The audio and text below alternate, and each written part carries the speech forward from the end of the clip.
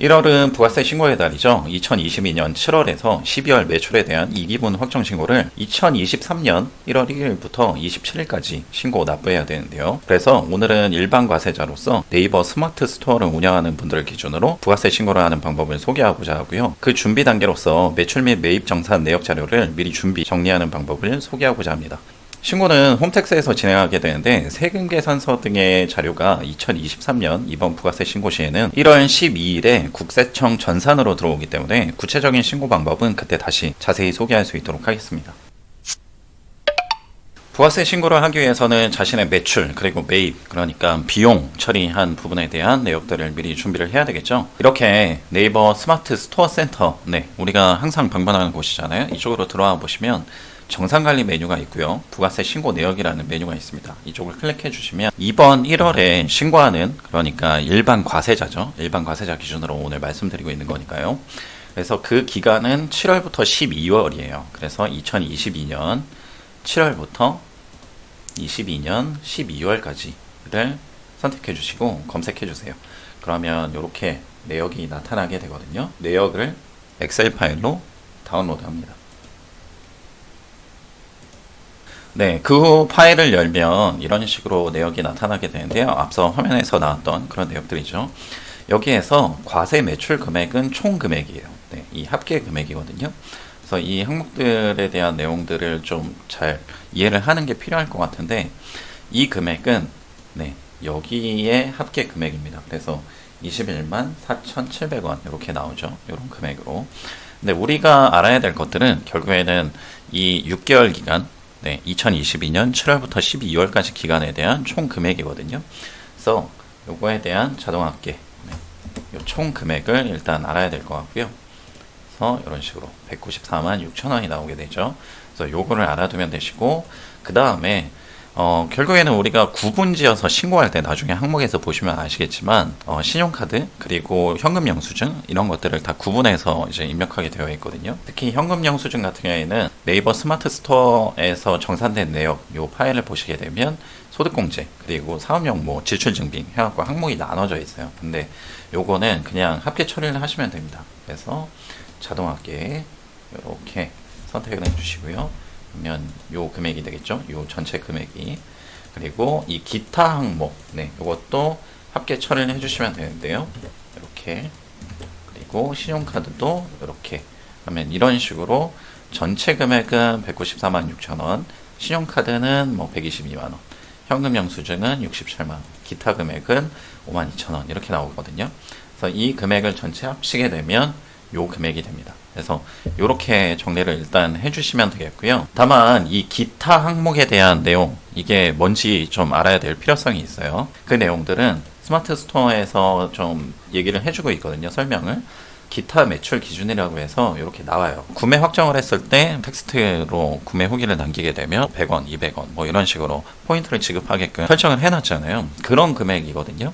근데 여기에 보시면 알아야 되실 게 밑줄에 있는 부분입니다. 할인 쿠폰을 발급하신 경우에도 기타 매출로 포함되어 있기 때문에 부가세 신고 자료의 매출 금액에서 혜택 정산의 스토어 할인 금액을 차감한 후 부가세 신고 자료로 활용해 주시길 바랍니다. 이렇게 되어 있잖아요. 그러니까 우리가 앞서서 이 매출 자료, 이 기타 금액에는 그런 할인을 제공했던 금액들이 포함되어 있어서 이거는 사실상 매출이 아니거든요. 그래서 그 금액을 빼줘야 돼요. 그러면 그 금액이 얼마인지 우리가 알아야 되잖아요. 여기에 보시면 항목별 정산 내역이라는 게 있어요. 여기에서 혜택 정산이라는 메뉴가 상단에 보이죠. 요거를 선택을 해주시고요. 그 다음에 세금 신고일 기준, 우리가 기간이 있잖아요. 7월부터 12월. 근데 최대 3개월까지만 조회할 수 있다니까 7, 8, 9 이렇게 나눠서 그리고 10, 11, 12 나눠서 한번 검색을 해볼게요. 검색을 해주세요. 그러면 요렇게 정산 금액이 있거든요. 그러니까 1,550원. 요 금액을 좀 알아둬야 됩니다. 1,550원 12월까지 또 검색을 해주세요. 그러면 900원이 있죠. 900원이에요. 그러면 이 총 금액이 2,450원. 그러면 요 금액에서 이걸 빼줘야 됩니다.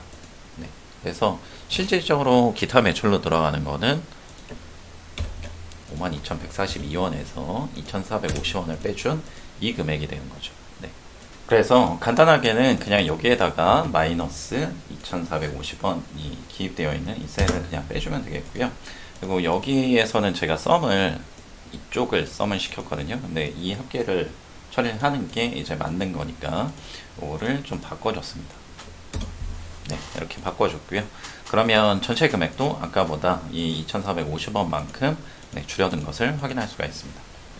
그래서 이렇게 우리가 매출에 대해서는 이미 자료 정리가 되었어요. 그래서 전체 매출, 신용카드 매출, 현금 영수증 매출, 기타 매출 요 금액에 대해서 우리가 파악하고 있으면 그거를 입력하기만 하면 되거든요. 그래서 요거를 정리하시는 게 첫 번째가 되겠고요. 두 번째는 우리 매입 자료들이 있잖아요. 어떤 내가 제품을 팔기 위해서 상품을 떼었던 거, 그러니까 도매 비용들, 도매 업체에서 세금 계산서를 받았던 부분들 있죠. 네, 그런 것들 같은 경우에는 이렇게 미리 사실은 여러분들 사업하는 과정에서 다달이 뭐 이런 식으로 좀 정산을 미리 해두는 게 좋아요. 아니면 엑셀 파일로라도 정리해 두시는 게 좋은데, 필요한 것은 결국에는 확인 작업입니다. 앞에서 처음 제가 말씀드릴 때 1월 12일 날 전자세금 계산서나 아니면 뭐 매출 관련된 증빙 서류들이 세청으로 넘어온다고 했잖아요. 그때 홈택스에서 신고할 때 그 자료들을 우리가 불러와서 그냥 아주 쉽게 그냥 입력할 수가 있거든요. 근데 그 자료가 맞는 것인지, 그러니까 내가 세금계산서를 이러한 업체들한테 뭐 다달이 총 몇 장을 그 해당 기간 동안 몇 장을 받았는지에 대해서 체크할 필요는 있죠. 그게 맞는지, 잘 들어온 건지. 네, 그렇기 때문에 그런 내역들을 정리해 두시는 선작업이 필요합니다. 그래서 이 항목들이 홈택스에서 신고할 때 다 나오게 될 거예요. 이 업체에서 세금계산서 몇 장, 그래서 총 금액 얼마, 이런 식으로 나오게 되거든요. 그래서 비교해서 그것이 맞다 하면은 그냥 적용만 하면 되는 거기 때문에 데이터를 미리 체크하는 과정을 거치면 될 겁니다. 그래서 준비할 거는 딱 두 가지예요. 매출 부분에 있어서, 그러니까 오늘 예로 든 거는 네이버 스마트 스토어에서만 사업을 하신다라고 가정했을 때거든요. 그래서 앞에서 보여드린 것처럼 정산 내역들을 다달이 7월에서 12월까지 총 금액을 데이터를 취합을 하시고요. 그래서 그 취합을 하실 때 신고하는 항목들이 구분되어 있기 때문에 그 항목 구분에 맞게 신용카드, 그리고 현금 영수증, 기타 매출에 맞게 구분지어서 총 합계 금액을 확인을 해 두시고요. 그 다음에 세금계산서, 그리고 사업용으로 쓰셨던 그런 카드, 이런 부분들이 있잖아요. 그 내용들도 이제 홈택스에서 다 불러와지게 됩니다. 거기에서도 사업용으로 공제 처리할 수 있는, 비용 처리할 수 있는 금액이 얼마인지 이런 것들이 다 자체적으로 그냥 딱 잘라지거든요. 그래서 그런 부분들을 입력하면 되는 거기 때문에 결국에는 데이터 준비하실 때 미리 준비를 해두시면 신고하실 때 편할 겁니다. 저는 1월 12일 날 자료가 다 넘어오는 그 시점에 맞춰서 신고하는 구체적인 방법에 대해서 다시 영상을 만들어 소개할 수 있도록 하겠습니다. TVNTV였습니다.